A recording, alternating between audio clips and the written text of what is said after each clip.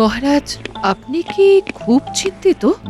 রানী, আমি খুব চিন্তিত। মানে নবাবের কাছে খাজনা বাকি পড়ে গেছে। আচ্ছা, এই রকম অবস্থায় আমি কি করব বলো তো? সামনে আবার কালী পুজো, আলোর উৎসব।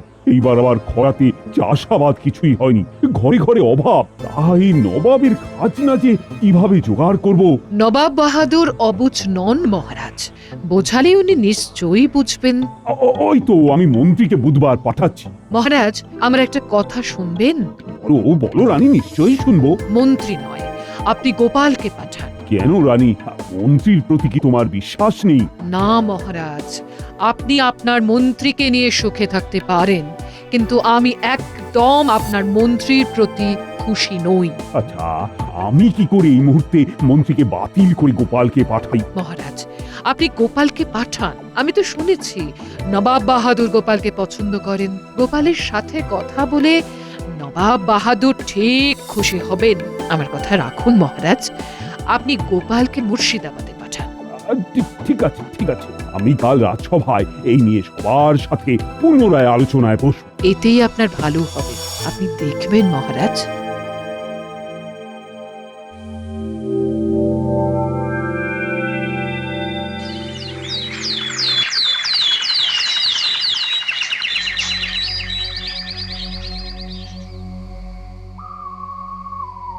মহারাজ, মুর্শিদাবাদ থেকে নবাবের দূত এসেছেন।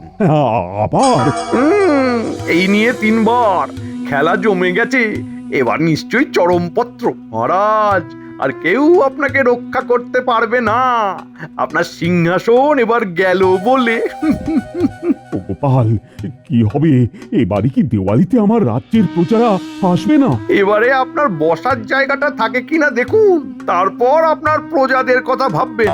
না, এবার আমাকে নবাবের কাছে যেতেই হবে। কৃষ্ণচন্দ্রের জায়গায় আমাকে প্রতিষ্ঠিত করতে নবাব আমাকে সাহায্য করবেই। প্রহরী, নবাব বাহাদুরের দূতকে সসম্মানে নিয়ে এসো। যথা আজ্ঞা মহারাজ। চিন্তা করবেন না মহারাজ, নবাব বাহাদুর বাঘ ভাল্লুক নয় যে আপনাকে খেয়ে ফেলবে। ভালো করে বোঝাতে পারলে নবাব বাহাদুর বুঝবেন। তুমি কি মনে করেছো যে নবাব বাহাদুরকে তুমি যা বোঝাবে আর নবাব বাহাদুর তা বুঝে যাবেন? ঠিক তেমন ভাবে বলতে পারলে সবটাই সম্ভব। ও, তুমি বলতে চাইছো নবাব বাহাদুরকে তুমি তোমার ভাড়ামো দিয়ে খুশি করবে? ভাড়ামো কিনা বলতে পারবো না, তবে মনে সদিচ্ছা থাকলে একটু হেসে কথা বলেও মানুষকে খুশি করা যায় মন্ত্রী মশাই। তবে মহারাজ, গোপালকে ওই নবাব বাহাদুরের কাছে পাঠিয়ে দিন। গোপাল আপনার সমস্যার সমাধান করে দেবে। কি গোপাল, হাতি ঘোড়া গেল তল, মশা বলে কত জল। মহারাজের জয় হোক। আমি নবাব বাহাদুরের চিঠি নিয়ে এসেছি। আপনার থেকে উত্তর নিয়ে আজই ফিরে যাব। মন্ত্রী, নবাব বাহাদুরের চিঠিটা পড়ো। দাও দূত, দাও। মহারাজ কৃষ্ণচন্দ্র, আমি তোমার ব্যবহারে অতিশয় ক্রুদ্ধ। তোমাকে এত করে বলা সত্ত্বেও তুমি খাজনা দিচ্ছ না। আমার এই চিঠি পাওয়া মাত্র আমার বকেয়া খাজনা সব মিটিয়ে দেবে, অন্যথায় আমাকে অন্য ব্যবস্থা নিতে হবে। বুঝলাম। বুঝে আর কি হবে, আমাকে আরো একটু খেলতে হবে। মহারাজকে বলবো গোপালী মুর্শিদাবাদে গিয়ে নবাব বাহাদুরের সাথে কথা বলে আসুক। দূত, তুমি নবাব বাহাদুরকে জানাও যে আমি আলোচনার জন্য বুধবার আমার মন্ত্রীকে পাঠাবো। যথা আজ্ঞা মহারাজ।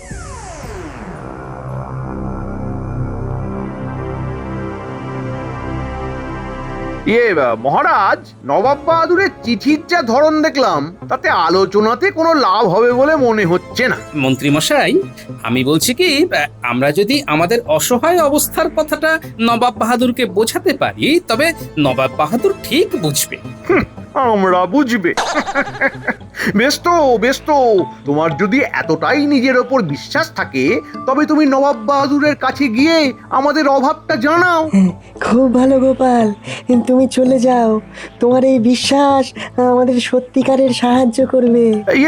রাজ্যতীষী, একটু গণনা করে দেখো দেখি, গোপাল কি আমাদের রাজ্যের জন্য কোনো শুভ খবর আনতে পারবে? গোপাল, আমাদের সকলের শুভেচ্ছা রইল। মহারাজ, আপনি চিন্তা করবেন না, আমি নবাব বাহাদুরকে বোঝাবো। এবং শুধু তাই নয়, এই দীপাবলিতে নবাব বাহাদুরকে আমাদের রাজ্যে আমন্ত্রণও জানাবো। পারবে পারবে গোপাল? পারবো মহারাজ। ব্যাস, ওই তো গোপাল বলে দিয়েছে, তার বিশ্বাসী আমাদের এখন পথেও। গোপাল, তাহলে খাজাঞ্চির কাছ থেকে রাখা খরচ নিয়ে তুমি বুধবার সকালে সূর্য ওঠার সাথে সাথেই রওনা দিবে। হ্যাঁ, মঙ্গলে উষা বুধে পা, যথা ইচ্ছা তথা যা। আমরা তোমার শুভ খবরের অপেক্ষায় রইলাম। আমরা যেন পবিত্র দীপাবলিতে দীপের আলোয় দীপাবলি করতে পারি।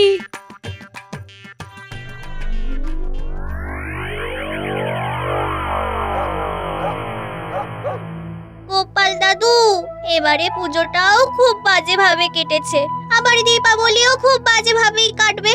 এবার আমরা ফুলঝুরি রং মশাল জ্বালাবো না। ও দাদু, জ্বালাবো না? সত্যি বলছি গোপাল দাদু, এবার আমাদের পুজো ভালো কাটেনি, আর কালী পুজো ভালো কাটবে না। আমি মুর্শিদাবাদ থেকে ফিরে আসি, তারপর দেখ না কি হয়। হ্যাঁ গো, তুমি কবে যাবে মুর্শিদাবাদ? বুধবার সকালবেলা একটু ভোর ভোর রওনা দেবো, বুঝলে? হ্যাঁ গো, মন্ত্রী মশাই থাকতে তোমাকে মহারাজ পাঠাচ্ছেন যে? মন্ত্রী মশাই নিজেই আমাকে যেতে বললেন, তাই জন্যই বিষয়টা খুব কঠিন, বুঝলে? তবু আমার উপর পূর্ণ বিশ্বাস রেখেই আমি যাচ্ছি। তোমাদের সবার জন্য ভালো খবর আনবো। আর তোদের সবাইকে বলি, আমাদের কৃষ্ণনগরের সবচেয়ে বিখ্যাত কি? কৃষ্ণনগরের সবচেয়ে বিখ্যাত হলো সরভাজা আর মাটির পুতুল। দুটোই ঠিক। তোদের যেটা করতে হবে, অনেক প্রদীপ বানাতে হবে, সুন্দর সুন্দর প্রদীপ, সাথে মাটির ঘট, ফুলদানি আর ওই নারকোল পাতার ঝাঁটা। কালী পুজোর আগের দিন ওই ঝাঁটা অনেকে কেনে, তোরা বানানো শুরু কর। এমনি তুমিও বানাও। আমাদের দীপাবলি দীপের আলোয় হবে। আমার কথা তোরা বুঝতে পেরেছিস? বুঝতে পেরেছি গো দাদু।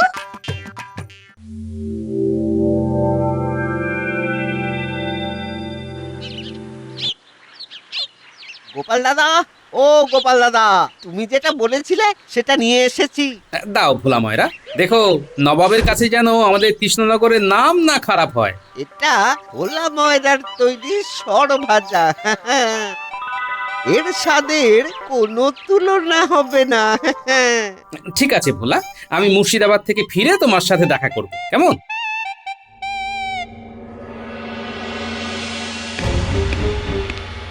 জাহাপনা, আপনি আমায় ডেকেছিলেন? হ্যাঁ, তোমাকে ডেকেছিলাম। কৃষ্ণচন্দ্র কি বলেছিল? উনি বলেছিলেন আজ মন্ত্রী মশাই আপনার সাথে দেখা করতে আসবেন। মন্ত্রী আসবে? আমি ওই মন্ত্রীর সাথে কোনো কথা বলবো না। উজির, তুমি মন্ত্রীর সাথে কথা বলবে। কথা বলেই বা কি লাভ? আমাদের যেটা দেবার সেটা দিয়ে দিলেই তো ঝামেলা মিটে যায়। কি বলেন জাহাপানা? আমার উজিরটা ধীরে ধীরে বুদ্ধিমান হচ্ছে। তুমি ঠিকই বলেছো উজির, খাজনা দেবে, তারপর বাজনা বাজবে। ধার বাকি মিটিয়ে দাও, তুমি কি আমার পর? না, আমার উজির একেবারে রসিক চূড়ামণি। জাহাপানা, কৃষ্ণনগর থেকে গোপাল ভাঁড় আপনার সঙ্গে দেখা করতে এসেছে। কৃষ্ণনগর থেকে গোপাল এসেছে? গোপাল, আসতে বলো, আসতে বলো, দেখি দেখি কি বলতে চায় ও। হঠাৎ করে গোপাল এলো কেন? আচ্ছা, গোপাল আসাতে কি আপনার কোনো সমস্যা হলো? না না না, কোনো সমস্যা নয়, কিন্তু একটা কিন্তুর মধ্যে পড়ে গেলাম। কেন জাহাপানা? আসলে গোপালকে আমি খুব স্নেহ করি তো, তাই কৃষ্ণচন্দ্রকে রেগে যেটা বলতাম সেটা গোপালকে বলতে পারবো না। প্রণাম নবাব বাহাদুর, শুভ বিজয়া আর আগাম শুভ দীপাবলির শুভেচ্ছা জানাই। আমি তো জানতাম তোমাদের মন্ত্রী আসবে, তুমি এলে কেন?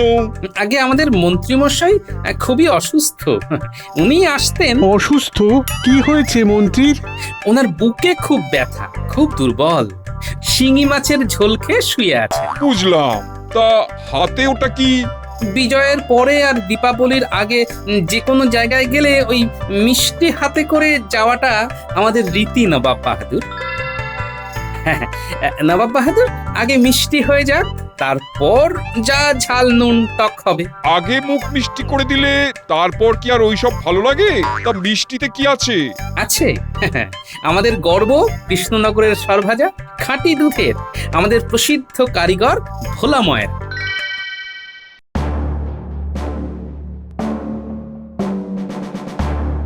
রাজ্যতীষী, তুমি ঠিকঠাক গণনা করে দেখো তো আমার কৃষ্ণনগরের ভাগ্যে কি আছে। একরাশ হতাশা। এটা বলার জন্য কি গণনা করতে হয় নাকি? মহারাজ, গোপাল বিচক্ষণ বুদ্ধিমান, দেখবেন ও ঠিক খাজনা মাপ করে আনবে। দেখো দেখো, যত পারো স্বপ্ন দেখো। স্বপ্ন দেখতে তো কেউ মানা করেনি। আমি কাল একবার লুকিয়ে মুর্শিদাবাদ যাব, নবাব বাহাদুরের সাথে কথা বলতে হবে। ও মন্ত্রী, তুমি কিছু বলো, মানে কি মনে হচ্ছে? আমার তো মনে হচ্ছে গোপালের কপাল ফাটাচ্ছে। কি গো, চুপ করে গেলি? শুভ কিছু বলো। কপাল ফাটাচ্ছে। হ্যাঁ, কপাল ফাটাচ্ছে? মানে কে কার কপাল ফাটাচ্ছে? না, মানে গোপাল তো অনেক বুদ্ধি ধরে, সেই বুদ্ধির ঠেলায় নবাব বাহাদুরের এখন কপাল ফাটছে। ব্যাস ব্যাস, বুঝেছি। আরো বলতে হবে না।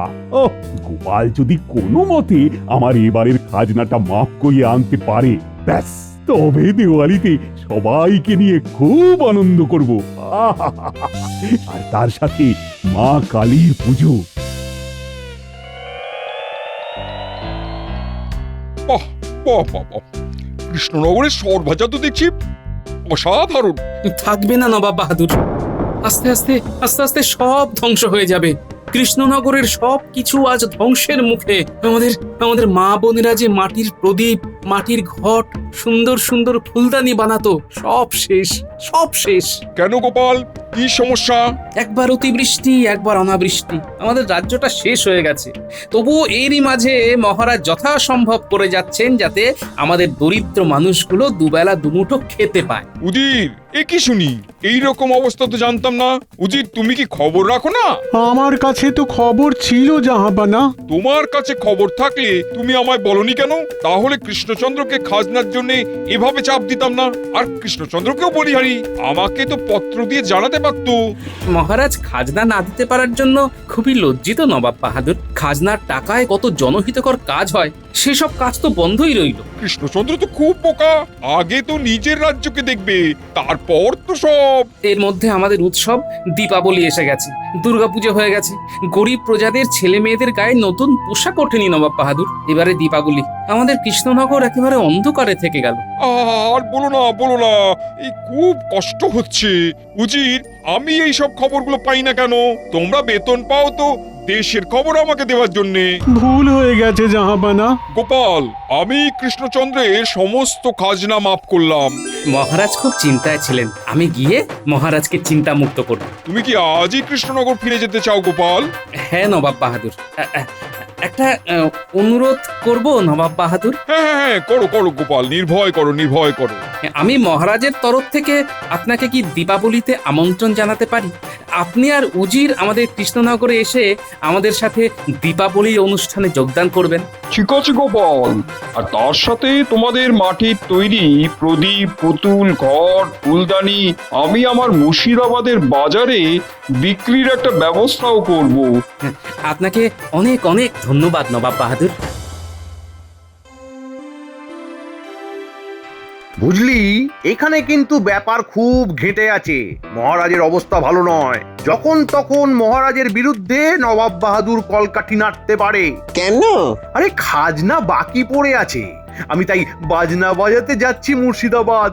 তাই তাই আমি তোদের একটু চোখ কান খোলা রাখতে বলেছি। চোখ আর কান খোলা রাখতে হবে? তার মানে তো গল্প আছে।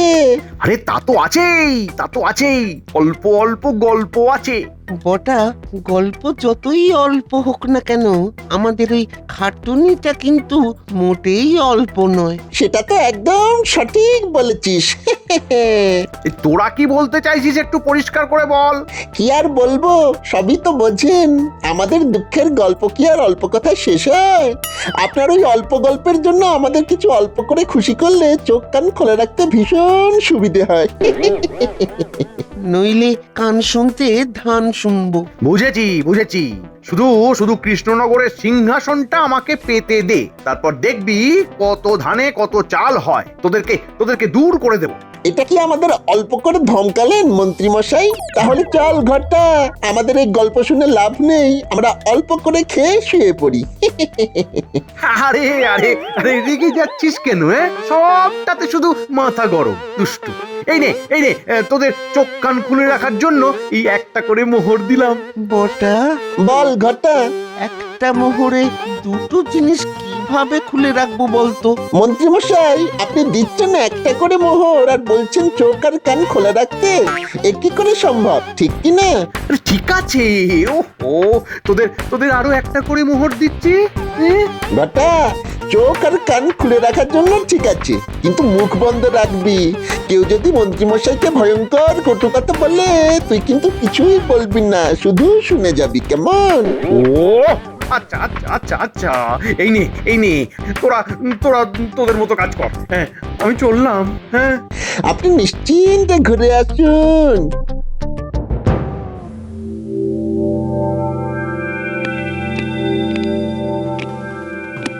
গোপাল, বলো বলো।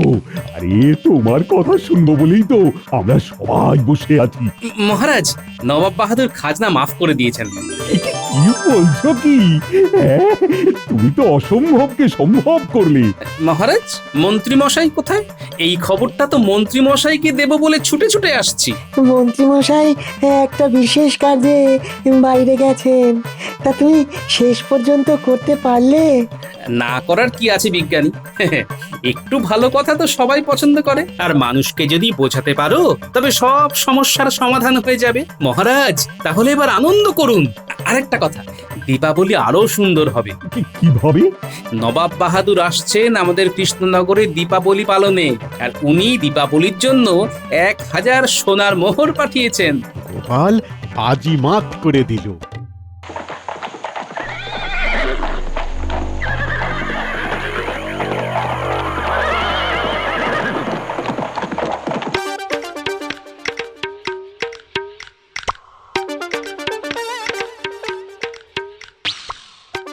বাহ, তোরা তো খুব সুন্দর প্রদীপ বানিয়েছিস রে। আর এই দেখো, ঘট, ফুলদানি, ঝাঁটা। তুমি বলে গেছো আর আমরা তোমার কথা না শুনে বসে থাকবো? এটা কখনো হয়েছে? তোরা তো আমার লক্ষ্মী বানর সেনা। জানিস এবারে কি হয়েছে? কি হয়েছে? নবাব বাহাদুর নিজে আসছেন দীপাবলিতে। আমাদের কালী পুজো খুব ঘটা করে হবে, আর তার সাথে আমাদের কৃষ্ণনগর সেজে উঠবে আমাদের তৈরি করার প্রদীপে। আর আমাদের দীপাবলির জন্য নবাব বাহাদুর 1000 সোনার মোহর পাঠিয়েছেন। আর আমাদের কৃষ্ণনগরের মাটির পুতুল, ঘট, প্রদীপ মুর্শিদাবাদের বাজারে বিক্রির জন্য নিয়ে যাবেন। মা, এই তাই নাকি? এসব সম্ভব হয়েছে তোমার জন্য? না গিন্নি, সব হয়েছে আমাদের সবার চাওয়ায়। বাহ দাদু, তাহলে এবারে আমাদের নতুন জামা হবে। হবে হবে। জয় নবাব বাহাদুরের জয়! জয় নবাব বাহাদুরের জয়!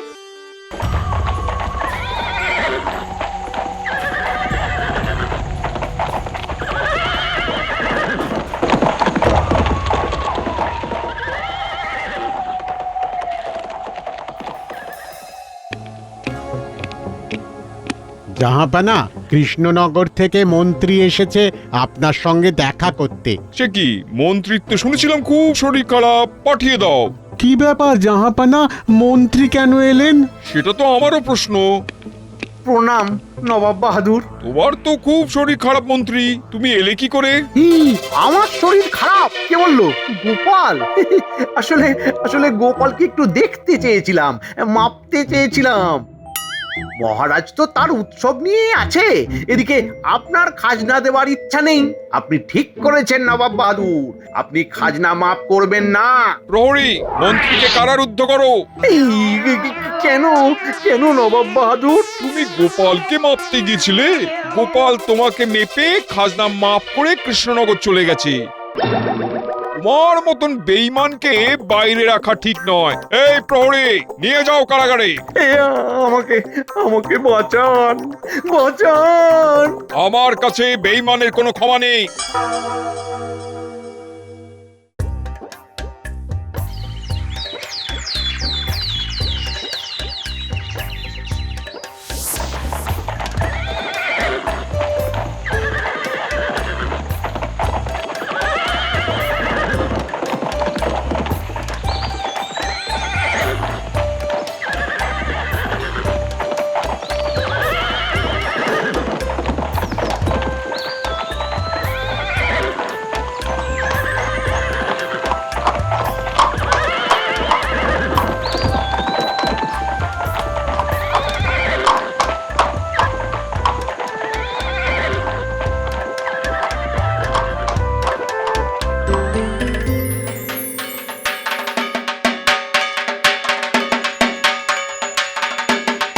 রামচন্দ্র, গোপাল না গেলে আমি জানতেই পারতাম না যে তুমি এইরকম একটা বিপদের মধ্যে আছো।